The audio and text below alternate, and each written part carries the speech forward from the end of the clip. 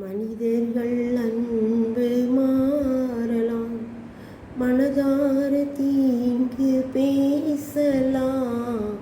மனிதர்கள் அன்பு மாறலாம், மனதார தீங்கு பேசலாம். அன்பு காணா இதயமே, அன்பரேசுவை அண்டிக்கொள்.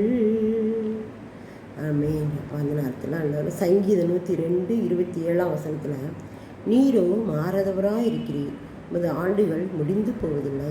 இந்த இடத்துல பார்த்திங்கன்னா நம்ம இந்த நாளில் மாறாதவைகளை பற்றி நம்ம பார்த்துக்கிட்டு இருக்கோம். அவருடைய வாக்கு தத்தங்களும் அவருடைய தேவனாலத்த அழைப்பும் வரங்களும் மாறாதவைகள் இந்த தலைப்பில் பார்த்துக்கிட்டு இருக்கலாம்.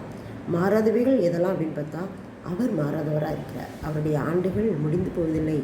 மனிதன் மாறிவிடுவான், மனிதனுடைய ஆண்டுகளும் முடிந்து போகும். ஆனால் அவர் நித்தியமாய் நிலைத்திருக்கக்கூடியவர். அதனால் அவருடைய அன்பு மாறாது. மனிதனுடைய அன்பு மாறிவிடும், சூழலுக்கு ஏற்ற போல மாறும்.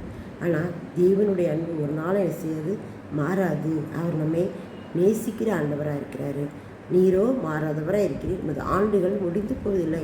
மனிதன் ஒருவேளை அன்பு செலுத்தினாலும் அவனுடைய ஆயுசு நாட்கள் வரை தான் நம்முடைய அன்பு செலுத்த முடியும். எத்தனை வயசு வரைக்கும் ஆண்டவர் அவன் அந்த உலகத்தில் வச்சிருக்க சித்தமாக இருக்கிறாரோ அத்தனை வயசு வரைக்கும் நம்ம அன்பு செலுத்துவாங்க. ஆனால் கர்த்தருடைய அன்பு அப்படி இல்லை. ஆண்டுகள் முடிந்து போவாது.